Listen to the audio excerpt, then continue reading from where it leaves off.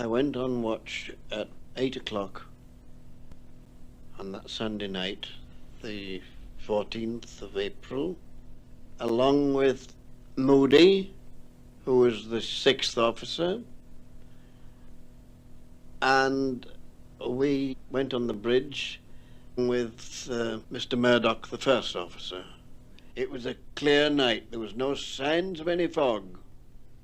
A set of stars was handed over to me that Lightoller had taken in the second dog watch. When I got these stars, I said, "Now, Moody, you go around the decks and come back at 9 o'clock.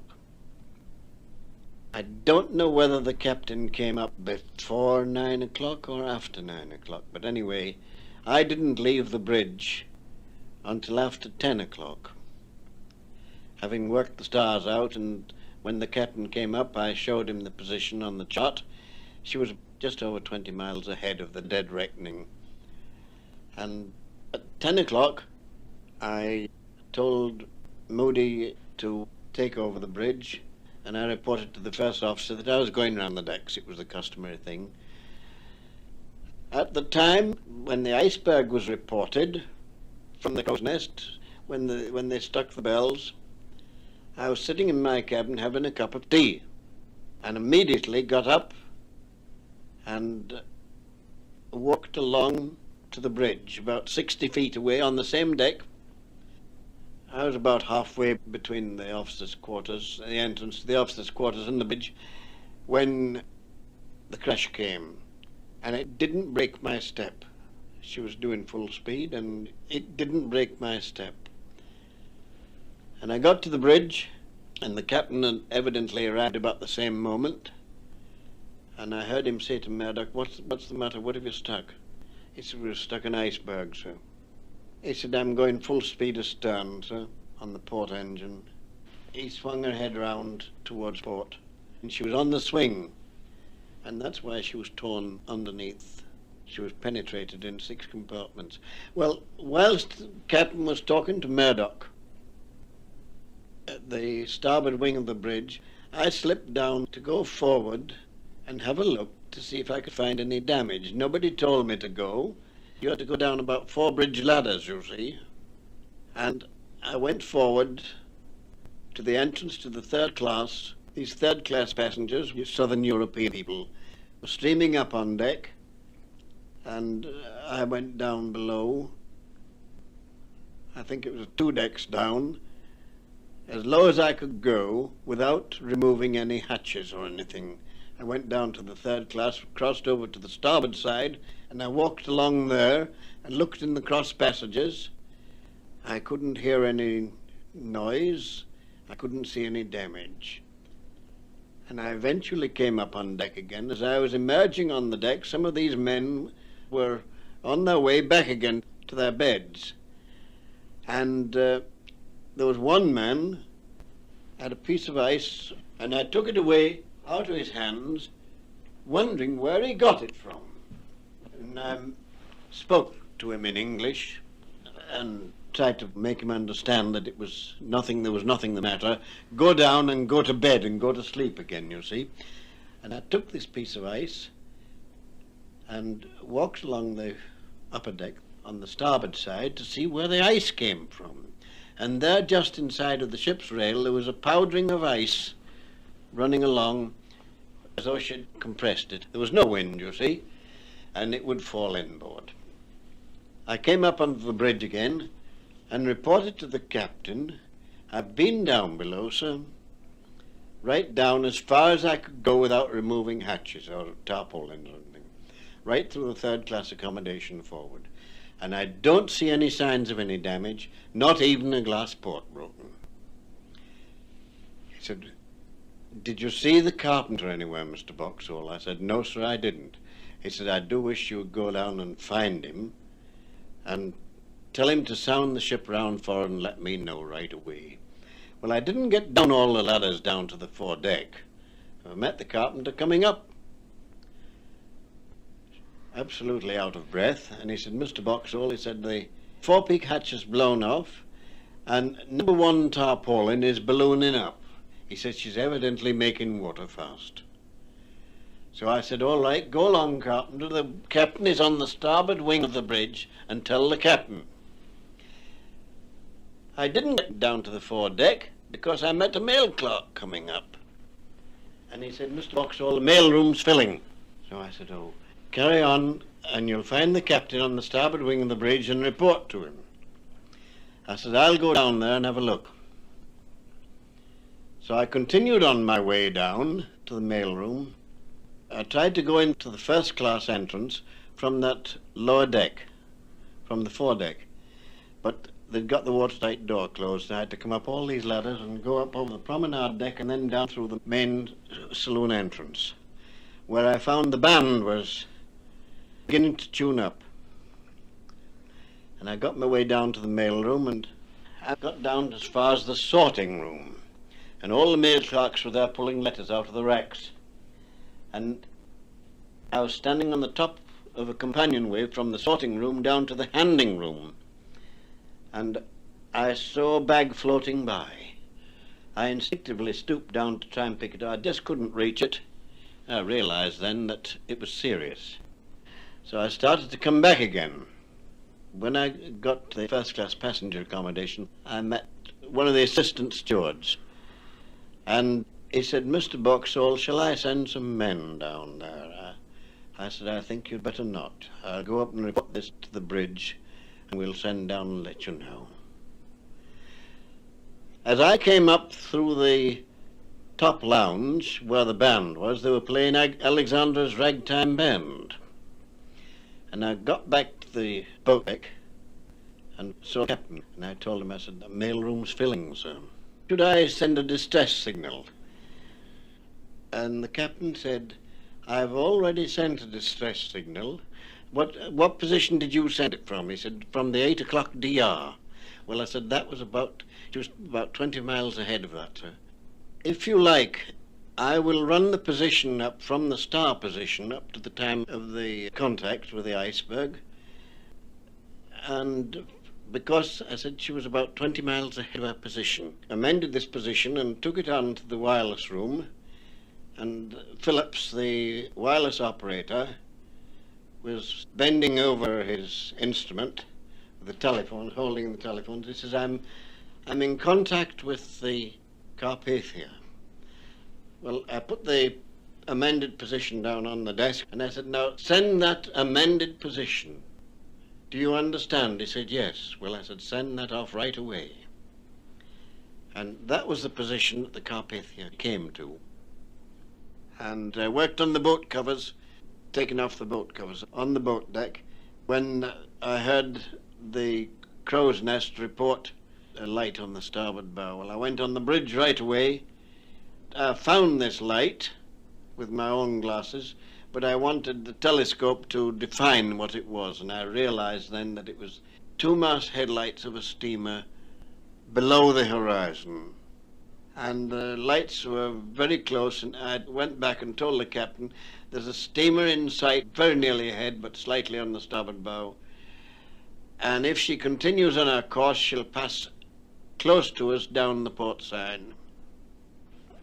Oh, I asked the captain, shall I send up some distress rockets? Then we started sending off these distress rockets, the quartermaster and I on the bridge. But I never knew how many I had fired. I knew very well that there was some in the box. The box holds a dozen, and when I told the captain, I said, there are still some in there, sir, but I don't know how many I fired. I didn't see any reply. Some of the passengers that was on the bridge said that they did see a reply. We also called up this ship as she drew closer with a Morse lamp, a very powerful Morse lamp that we had.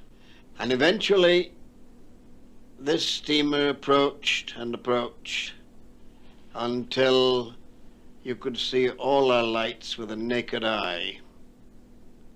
And I should say that she must have been within 5 miles off. You could not only see her lights with a naked eye, but you could see the lights in her portholes. So I reckon that she must have been within 5 miles. And then eventually she turned away and showed a stern light. And about that time, the captain came across the bridge and said, "Mr. Boxhall, you go away in that boat," pointing to the port emergency boat number 2. And he said, "Hurry up, Mr. Wild's waiting to lower it." So I said, "You see that white light over there?" So pointing it out to him, he said, "Yes." I said, "That is the stern light of that ship." I tumbled into this boat. They'd started to lower her. I tumbled into this lifeboat and we got lowered down. I found that I only had 3 of the ship's crew, a steward, a cook, and a sailor. She had been lowered very slowly. She wouldn't run until you helped the falls, and eventually became waterborne. I tried to count the passengers, but it was difficult as they didn't speak English, you see. And I reckon that I had between 30, around about 30 on board the boat. And the captain looked over the side from the bridge and sung out and told me to go round to the starboard side, to the gangway doors, which was practically opposite side to where I was lowered. I had great difficulty in getting the boat round there. There was suction. I was using a stroke oar standing up, and there was a lady helping. She was steering the boat round the ship's stern. When I passed round the boat, to try and get to this gangway door on the starboard side, her propellers were out of water. I'm not certain if I didn't pass underneath them. But when I did eventually reach there, I found that there was such a mob standing in the gangway doors. Really, I daren't go alongside, because if they'd jumped, they would have swamped the boat. She was only a small boat, would hold about 35 people. No buoyancy tanks in her at all. Boat that was always turned out, ready for emergency purposes like man overboard.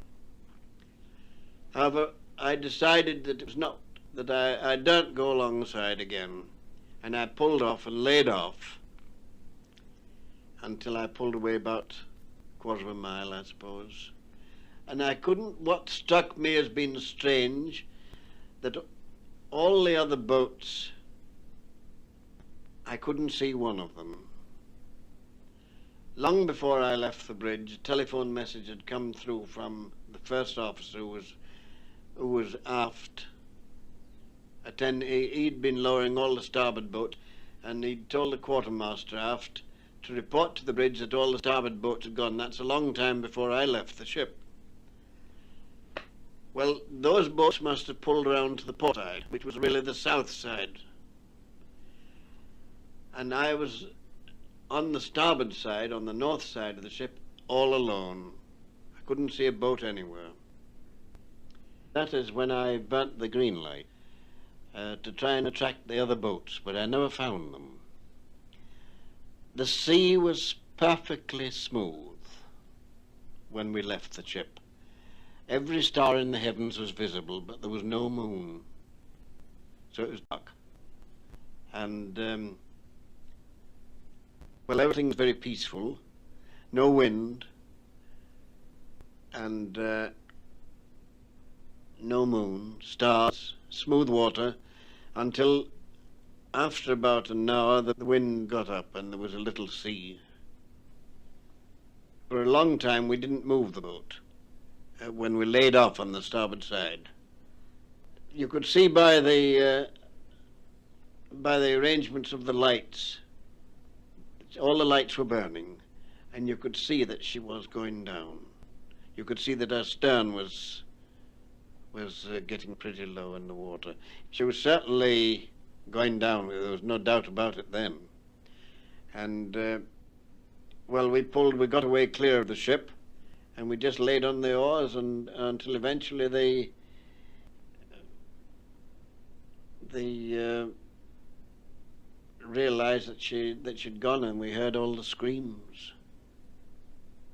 We couldn't do anything. And the screams went on for some considerable time. I can't remember the time when she sank, but it was in the early hours.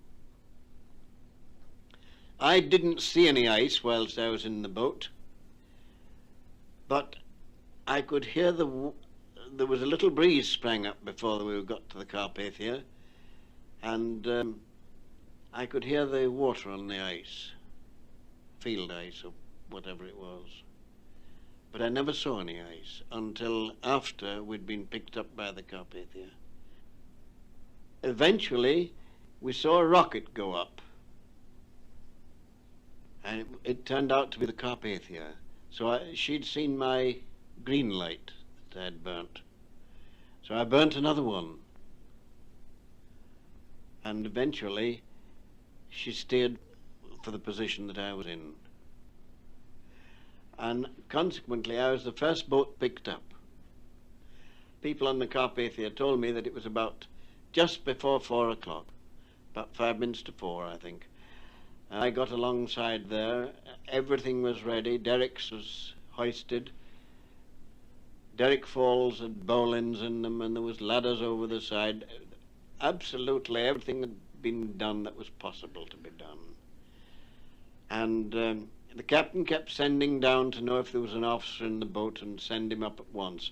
But I sent a message back, when I get the boat empty, then I'll come up. I've only got one sailor in the boat. And eventually the boat emptied, and then I went up to Captain Rostron on the bridge. And he said, where's the ship? I said, she's sunk. And I said, I don't know where the other boats are. I've not seen any of them. But they'll be all to the southward of us somewhere. And it was daylight eventually before any boats were sighted. And it was 8 o'clock, I think. As near as I can remember, it was certainly broad daylight when we picked up the other boats. We cruised around in the Carpathia then. And eventually picked up all the other boats.